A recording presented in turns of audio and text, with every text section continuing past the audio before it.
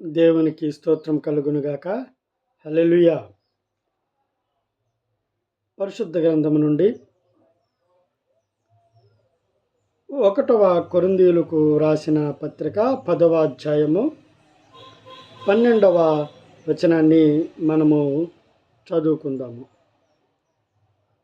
తాను నిలుచున్నానని తలంచుకొనువాడు పడకుండునట్లు జాగ్రత్తగా చూచుకొనవలెను.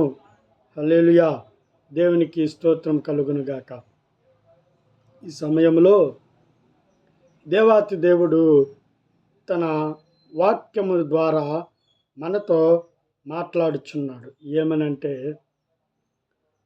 నిలుచున్నాము అని తలంచుకునేవారు ప్రభువులో, దేవునిలో మనము నిలుచున్నాము అని మనము తలంచుకుంటే మనము పడిపోకుండా, ప్రభువులో నుండి పడిపోకుండా చూసుకోవాలి. మనల్ని మనము జాగ్రత్తగా చూసుకోవాలి అని చెప్పేసి పరిశుద్ధ గ్రంథం హెచ్చరిస్తుంది. దేవునికి స్తోత్రం కలుగునుగాక.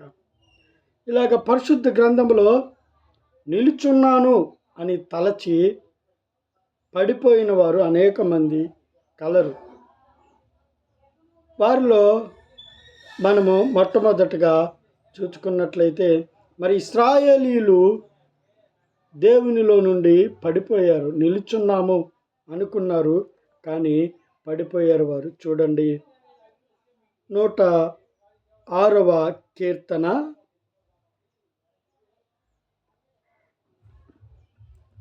106వ కీర్తన 7వ చరణము మనము చూచుకున్నట్లయితే, ఐగుప్తులో మా పితరులు నీ అద్భుతములను గ్రహింపక యుండిరి, నీ కృపా బాహుళ్యమును జ్ఞాపకమునకు తెచ్చుకొనక యుండిరి.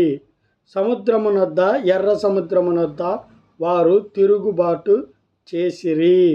దేవునికి స్తోత్రం కలుగునుగాక. ఐగుప్తులో ఉన్నటువంటి ఇశ్రాయేలీయుల ఎడల దేవుడు చేసినటువంటి అద్భుతములను వారు గ్రహించలేకపోయారు. సముద్రమునొద్ద ఆయన ఎర్ర సముద్రమును పాయలు చేసిన సంగతి మర్చిపోయారు. గుర్తు తెచ్చుకోలేకపోతున్నారు. నిలుచున్నాము అనుకుంటున్నారు, దేవుల్లోనే ఉంటున్నాము అనుకుంటున్నారు, కానీ ఈ సంగతులన్నీ మర్చిపోయారు. దేవుడు వారి ఎడల చేసినటువంటి అద్భుత కార్యములను వారు మరిచి ఉన్నారు. చూడండి, అదే సంకీర్తన 106, 19, 20 చరణములు మనము చూచుకున్నట్లయితే, హోరేబులో వారు దూడను చేయించుకొనిరి, పోత పోసిన విగ్రహమునకు నమస్కారము చేసిరి, తమ మహిమాస్పదమును గడ్డిమేయు ఎద్దు రూపమునకు మార్చిరి. చూడండి, ఎంత ఇది వేదనకరమైన విషయము. దేవుడు వారి ఎడల ప్రేమ కలిగి వారిని దేవుడు ఏర్పరచుకొని మరి ఐగుప్తు బానిసత్వము నుండి విడిపించి వాగ్దాన భూమి అయినటువంటి కనాను దేశమునకు వారిని నడిపిస్తుంటే వారు దేవుడు చేసిన కార్యాలను మర్చిపోయారు. ఐగుప్తు దేశము నుండి, ఐగుప్తులో బానిసత్వము నుండి విడిపించబడి తమ పితరులచే వాగ్దానము చేయబడినటువంటి కనాను దేశమునకు నడిపించబడుచున్నటువంటి ఇశ్రాయేలీయుల జనాంగము నిలిచి ఉన్నామని తలంచుచునే పడిపోతున్నారు. దేవుని కార్యాలను గ్రహింపలేకపోతున్నారు. వారి ఎడల దేవుడు ఎన్నో అద్భుత కార్యాలు చేసినప్పటికీ, ఎన్నో అసాధ్యమైన కార్యాలను సుసాధ్యము చేసినప్పటికీ వారు గ్రహింపక దేవుని దృష్టిలో పడిపోయిన వారుగా ఉన్నారు. చూడండి, ఏ విధంగా పడిపోయారు వారు.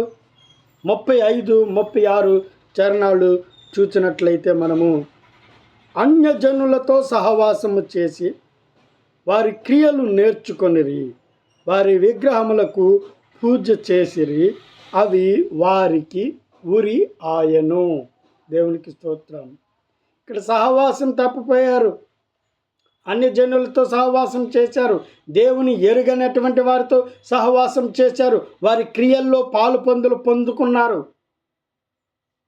వారి దేవతలకు వీరు పూజించడం ప్రారంభించారు. అంతేకాదు వారి విగ్రహములకు పూజ చేశారు. ఇంకా భయంకరమైన విషయం ఏమిటంటే 37, 38 చరణాల్లో మనం చూసినట్లయితే, మరియు వారు తమ కుమారులను తమ కుమార్తెలను దెయ్యములకు బలిగా అర్పించిరి. ఎంత ఇది ఆలోచింపదగ్గ విషయం అంటే, ఈ మాట చదువుతున్నప్పుడు ఎంతో బాధ కలుగుతుంది.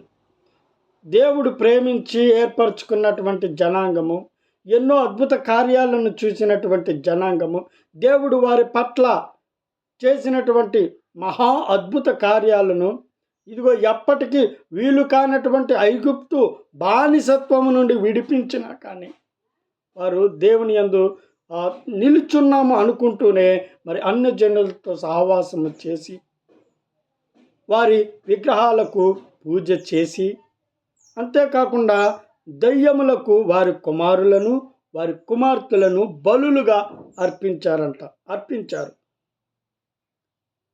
నిరపరాధ రక్తము అనగా తమ కుమారుల రక్తము తమ కుమార్తెల రక్తము ఒలికించరి.